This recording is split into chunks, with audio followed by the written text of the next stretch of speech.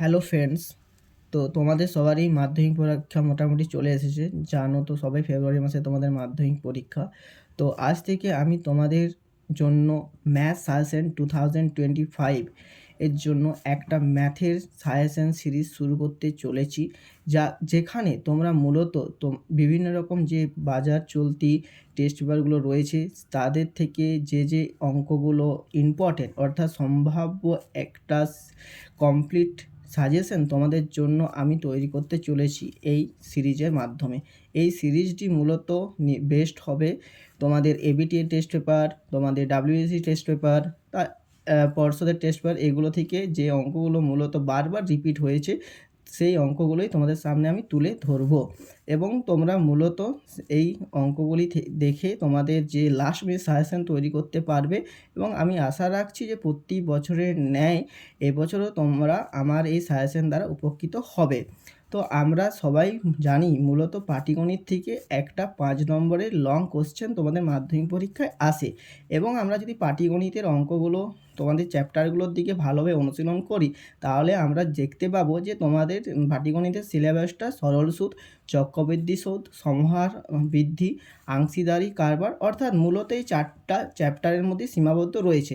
তো আমি এবছরের যে টেস্ট পেপারগুলো বেরিয়েছে সেইখানগুলোকে ভালোভাবে অনুশীলন করে আমি দেখতে পেয়েছি যে অংশীদারি কারবারের যে অঙ্কগুলো সবথেকে বেশি ইম্পর্ট্যান্ট তার মধ্যে অন্যতম হলো বছরের প্রথমেই প্রদীপবাবু আমিনাবির যে অঙ্কটা তোমাদের অংশীদারি কারবারের চ্যাপ্টারে রয়েছে। তো আমরা সময় নষ্ট না করে এবারে অঙ্কের দিকে মনোনিবেশ করতে চলেছি। তো অঙ্কটা যদি আমরা ভালোভাবে পড়ি, আগে আমাদেরকে বুঝতে হবে পাটিগণিতের অঙ্কগুলো মূলত নির্ভর করে আমাদের পড়ার ধরন রীতির উপর। আমরা অঙ্কটা তখনই করতে পারবো যখন আমরা অঙ্কটাকে ভালোভাবে বোধগম্য করতে পারবো, নচেত কিন্তু নয়। কারণ পাটিগণিতের অঙ্কগুলো মূলত কোনো সূত্র বা ফর্মুলা বেস নয়, এখানে পুরোটাই আন্ডারস্ট্যান্ডিং অর্থাৎ আমাদের বোঝার যে দক্ষতা তার উপর নির্ভর করছে। তো আমরা সর্বপ্রথমে আমাদের কাজ কী হবে, কোনো একটা পাটিগণিত অঙ্ক করার ক্ষেত্রে সেই অঙ্কটাকে ভালোভাবে পড়া। আমরা যদি অঙ্কটা পড়ি দেখতে পাবো যে বছরের প্রথমেই প্রদীপবাবু ও আমিনা বিবি যথাক্রমে 24,000 টাকা ও 30,000 টাকা নিয়ে ব্যবসা শুরু করেন। 5 মাস পর প্রদীপবাবু আরও 4,000 টাকা মূলধন দেন। বছরের শেষে 27,716 টাকা লাভ হলে কে কত টাকা লভ্যাংশ পাবেন হিসাব করে লিখি। ঠিক আছে, তাহলে আমরা কিন্তু এই সিরিজের আমাদের লক্ষ্য কী হবে, শুধুমাত্র যে অঙ্কটা করে নেওয়া নয়, আমাদের লক্ষ্য হবে এইখানে কোনো একটা অঙ্কের বিস্তারিত আলোচনা অর্থাৎ তার কনসেপ্ট বোঝা। অর্থাৎ আমরা যদি এই পরীক্ষাতে এই অঙ্কটা বাদও অন্য কোনো ধরনের আংশিয়ারি কারবারের অঙ্ক পড়ে আমরা যাতে সেই অঙ্কটা সুষ্ঠুভাবে করে আসতে পারি, কারণ আমাদের লক্ষ্যটা কি নাম্বারটা তোলা। তো আমরা মনোনিবেশ করি অঙ্কের ক্ষেত্রে। তো আমাদের যে আংশিয়ারি কারবারের মূল কনসেপ্ট, সেই কনসেপ্টটা আমরা প্রথমে লিখে নেব। কনসেপ্টটা সবাই জানি, সেটা হচ্ছে, আমার সাথে তোমরাও লিখো, লভ্যাংশ সমান মূলধন ইন্টু সময়। আমি এখানে এই টার্মগুলো একটু বুঝে নিই। লভ্যাংশ অর্থাৎ কোনো ব্যবসা থেকে আমি কত টাকা লাভ বা এখানে ক্ষতিও কিন্তু করা যেতে পারে, কারণ কোনো ব্যবসায় যদি লাভ হয় সেই ব্যবসায় কিন্তু ক্ষতিও হতে পারে সমানভাবে। তো আমি কি লিখলাম, এখানে লভ্যাংশই লিখছি কারণ এখানে অঙ্কটা লভ্যাংশের উপর ডিপেন্ডেন্ট। তো লভ্যাংশ মানে মূলধন ইন্টু সময়। তো লভ্যাংশ কি, যে কোনো একটা ব্যবসা থেকে যে পরিমাণ আমি লাভ পাবো। সেকেন্ড কী আছে এখানে কম্পোনেন্ট, সেটা হচ্ছে মূলধন। মূলধন কি, যে কোনো ব্যবসায় আমি কি পরিমাণ টাকা বিনিয়োগ করছি। সময়টা কি, যে আমি কত সময় ধরে টাকাটা বিনিয়োগ করব। তাহলে এখানে সম্পর্কগুলো কি আছে, লভ্যাংশের সাথে মূলধনের সরল সম্পর্ক, লভ্যাংশের সাথে সময়ের কি সম্পর্ক, সরল সম্পর্ক। অর্থাৎ যদি তুমি বেশি পরিমাণ টাকা রাখো বেশি লাভ পাবে, যদি বেশি সময় ধরে রাখো বেশি টাকা পাবে।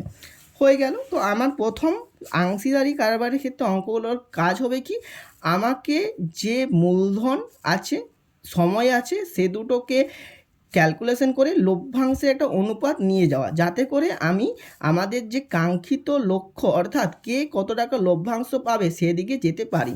তো আমি প্রথমেই যে দুজন ব্যক্তি আছেন, এখানে একটা কথা বলে রাখি, তোমাদের অবশ্যই এই ধরনের একটা শর্ট কোশ্চেন আমি দেখেছি অনেক সময় পড়ে, যে অংশীদারি কারবারের ক্ষেত্রে ন্যূনতম 3 জন কি 2 জন লোকের প্রয়োজন। তো আমি কিন্তু বলে রাখছি যে অংশীদারি কারবারের ক্ষেত্রে ন্যূনতম 2 জন ব্যক্তি প্রয়োজন, কারণ 2 জন ছাড়া কিন্তু একটা ব্যবসাতে বিনিয়োগ করা সম্ভব নয়। তো তোমাদের কিন্তু একটা শর্ট কোশ্চেন এখান থেকে পড়ে যেতে পারলো, সত্য বা মিথ্যা এ ধরনের কোশ্চেন পড়ে।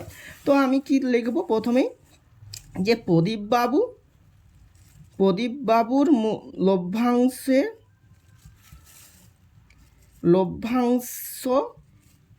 ইজ টু আমিনা বিবি। তোমরাও লিখতে শুরু করো এবং সাথে সাথে বুঝতে থাকো। যে জায়গাটা বুঝতে পারবে না সেই জায়গাটা আমাকে অবশ্যই কমেন্ট বক্সে জানিও, আমি কিন্তু অবশ্যই সব কমেন্টের রিপ্লাই দেব। তো এখানে কি লিখলাম, প্রদীপবাবুর লভ্যাংশ ইজ টু আমিনাবির লভ্যাংশ।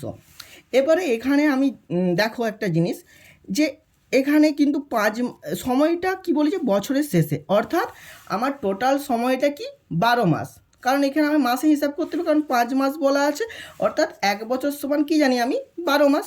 তো প্রদীপবাবু বছরের প্রথমেই কত টাকা দিচ্ছেন, 24,000 টাকা, লিখে নাও এটা 24,000 টাকা। আমিনা বিবি কত দিচ্ছেন, 30,000 টাকা, লিখলাম।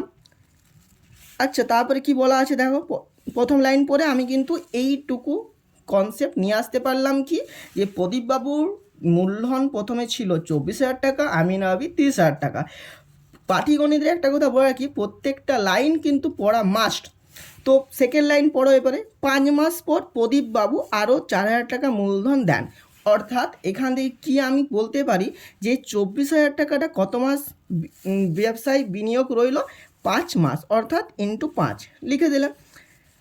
প্লাস দাও, কারণ কি বলেছে, 5 মাস পর প্রদীপবাবু আরও 4,000 টাকা দেন, মূলধন দেন।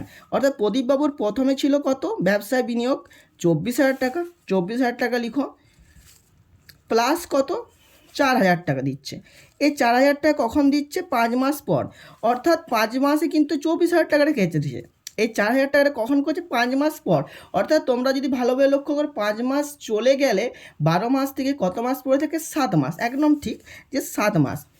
এবং আমার কারণ কেন আমি সময়টা গুণ করলাম, কারণ আমি প্রথমেই বলেছি যে লভ্যাংশ, যেহেতু লভ্যাংশ সমান মূলধন ইন্টু সময়, সেহেতু প্রদীপবাবুর লভ্যাংশ মূলধন ইন্টু সময় করলাম, প্লাস দিলাম এই কারণেই, কারণ তিনি কিন্তু 5 মাস পরে তার যে মূলধনের পরিমাণ সেটা কিন্তু বৃদ্ধি করেছেন, অর্থাৎ 24,000 প্লাস 4,000 ইন্টু 7 করলাম এই কারণে, কারণ তার 5 মাস অলরেডি অতিক্রান্ত হয়ে গেছে। আমিনা বিবির কি সেরকম কিছু বলা আছে, দেখো কোথাও কিন্তু আমিনা বাবুর কিছু নেই। আমিনা বিবি বছরের প্রথমে জমা দিচ্ছেন এবং বছরের শেষ হয়ে যাচ্ছে, অর্থাৎ তার টাকাটা কিন্তু টোটাল 12 মাস খাটছেন। ঠিক আছে, তো আমি প্রদীপবাবুর লভ্যাংশ এবং আমিনা বিবির লভ্যাংশ পেয়ে গেলাম, তাই তো। তো এরপরে আমরা যদি এর মধ্যে লক্ষ্য রাখি, এবারে ক্যালকুলেশন তোমরা নিজেদের মতন করতে পারো, যে 24,000 গুণিত 5 প্লাস 24,000 প্লাস 4,000 করলে কত হয়, 28,000 ইন্টু 7 হলো ইজ টু 30,000 ইন্টু 12। এরপরে দেখো আমাকে কিন্তু এখানে কাটাকাটিটা পুরোটাই নিজের 8। এখানে প্রত্যেকটা যে ডিজিট আছে তার মধ্যে আমি কি দেখতে পাচ্ছি, যে 3টা শূন্য আছে, সবগুলোর মধ্যেই কমন। তো 3টে শূন্য তুমি কেটে দাও, কেটে দিলে একটা জিনিস মাথায় খেয়াল রাখো, কাটাকাটির ক্ষেত্রে প্লাস চিহ্ন যদি থাকে বা মাইনাস চিহ্ন থাকে, তাহলে আমাকে লক্ষ্য রাখতে হবে যেমন সবগুলোতেই সেম জিনিস কমন থাকে। এখানে যদি 2টো শূন্য থাকতো, 3টে শূন্য কিন্তু কাটা যেত না, সবগুলোতেই 3টা শূন্য আছে, তাই কেটে দিলাম। এরপরে নেক্সট স্টেপ কি, আমি এখানে 2 দিয়ে কাটি, 2 12, 2 14, 2 15, আবার 2 দিয়ে কাটো, 2 6, 2 7, 2 6। তাহলে দেখো 6 5 30 প্লাস 7 7 49 ইজ টু 15 6 কত, 90, 9 4 3 7 ইজ টু 90 করে দিলাম। এবারে নেক্সট স্টেপ আমার কী যাচ্ছে, তাহলে আমি কিন্তু এখান থেকে প্রদীপবাবুর লভ্যাংশ আর আমিনাবির লভ্যাংশের অনুপাত পেয়ে গেলাম, অনুপাত। এরপরে আমি কি করব, অনুপাত সমানুপাত, অনুপাত থেকে আমি কিন্তু অনুপাত সমানুপাতের যে চ্যাপ্টার আছে সেখানে তোমরা এভাবে অনুপাত থেকে কিন্তু তোমরা যে লেখা অঙ্কগুলো সেগুলো করেছো। আমি সেই ধারণা নিয়েই আসবো যে বছরের শেষে টোটাল কত হচ্ছে 2716 টাকা, কে কত টাকা লভ্যাংশ পাবেন। অর্থাৎ এখানে প্রদীপবাবু যদি আমি লাভ বার করার চেষ্টা করি, প্রদীপবাবুর লাভ, এটা লাভের অনুপাত অর্থাৎ লভ্যাংশের অনুপাত পেলাম। এবারে প্রদীপবাবু যদি লাভ বার করার চেষ্টা করি তাহলে আমি কীভাবে করব, মোট লাভ, প্রদীপবাবুর লাভ সমান মোট লাভ ইন্টু প্রদীপবাবুর লভ্যাংশর অনুপাত বা আনুপাতিক হার লিখতে পারো বাই মোট আনুপাতিক হার। তাহলে মোট লাভ কত অঙ্ক থেকে পেয়ে যাচ্ছি 2716, লিখলে 716 ইন্টু প্রদীপবাবুর লভ্যাংশ অনুপাত 79, দুটো যোগ করে দেওয়া মোট আনুপাতিক হার 79 প্লাস 19, তাহলে 27716 ইন্টু 79/9 169। তো এখানে তুমি এটাকে এইভাবে ভাগ করতে পারো। সাইডে করবে অবশ্যই রাফ ওয়ার্ক, সবসময় সাইডে একটা দাগ টেনে করার চেষ্টা করবে যাতে করে পরীক্ষক তোমার জায়গাটা বুঝতে পারে যেটা রাফ ওয়ার্ক হচ্ছে। দেখো লিখলাম, এক দিয়ে যাবে, এটা। তো তোমরা এখানে দেখো আমি যে ভাগটা করছিলাম যে 101 দিয়ে গেল, তো 9 হাতে 8 গেল, এটা 0 গেল, 1 গেল। তো তোমরা এটা মোটামুটি হিসাব করে যদি দেখো 6 দিয়ে যাচ্ছে, 6 দিয়ে যদি আমার তাহলে 1014 হচ্ছে, ক্যালকুলেশন করো। 7 দিয়ে যাচ্ছে, 1 1 2 6, 6 দিয়ে এটা মোটামুটি 4 দিয়ে যাচ্ছে। তো 4 দিয়ে করলে হলো অর্থাৎ 164। তাহলে 164 ইন্টু আমি এবারে কী করবো 79, অর্থাৎ তোমরা এখান থেকে পেয়ে যাচ্ছ কত 12,956। এটা কী বেরোলো, প্রদীপবাবুর লাভ। ঠিক সেম ওয়েতেই তোমাকে করতে হবে আমিনা বিবির লাভ, লিখে দাও আমিনা বিবির লাভ। তাহলে আমি কি করব, মোট লাভ, মোট লাভটা জানি লেখা আছে 2716 ইন্টু, তাহলে এখন কি করব, যার লাভ বার করব তাকে ফোকাস করতে হবে বলেছিলাম না। তাহলে আমিনাবির লভ্যাংশে অনুবাদ করো 19, তাহলে 19 লিখো প্লাস মোটটা কত সেম ওয়েতেই, তাহলে 169ই হচ্ছে, আমি কাটাকাটি করে নিচ্ছি একেবারেই। তাহলে 164, তাহলে 164 ইন্টু 19 করলেই তোমরা কিন্তু পেয়ে যাবে পরবর্তী অ্যান্সার, অর্থাৎ আমিনা বিবির যে 4760, অর্থাৎ আমিনাবির লাভ হলো কি 14,760 টাকা। টাকাটা কিন্তু অতি অবশ্যই মেনশন করবে। এবং যে প্রদীপবাবুর লাভ হচ্ছে 12,956 টাকা। এবং তোমাদেরকে শেষে বলে রাখি যে পাটিগণিত অঙ্কের ক্ষেত্রে কিন্তু উত্তর লেখা মাস্ট। তো লিখবে লাস্টে কী হবে, যে প্রদীপবাবুর, অর্থাৎ লেখা আছে না যে কে কত টাকার লভ্যাংশ পাবেন, তাহলে লিখো যে প্রদীপবাবু পাবেন কত, তোমরা এভাবে লিখতে পারো যে 12,956 টাকা। এবং ও দিতে পারো বা নিচেও লিখতে পারো যে ও আমিনা বিবি নামগুলো ভালোভাবে মেনশন করবে, যেমন না উল্টো পাল্টা হয়ে যায়। যে আমিনা বিবি পাবেন কত টাকা, 14,760 টাকা। তো তোমাদের জন্য আজকে এইটুকুই। এবং আমি বলে রাখছি পরবর্তী ক্ষেত্রে আরও আমাদের যে এই সিরিজ সেটা চলবে এবং প্রতিনিয়তই তোমাদেরকে আপডেট দিতে থাকবো। যদি ভিডিওটা পছন্দ হয়ে থাকে এবং তোমাদের উপকৃত মনে হয় তো তোমরা আমাদের পাশে থাকতে পারো, এবং তার জন্য একটা লাইক এবং একটা সাবস্ক্রিপশন অবশ্যই করে দিও। Thank you.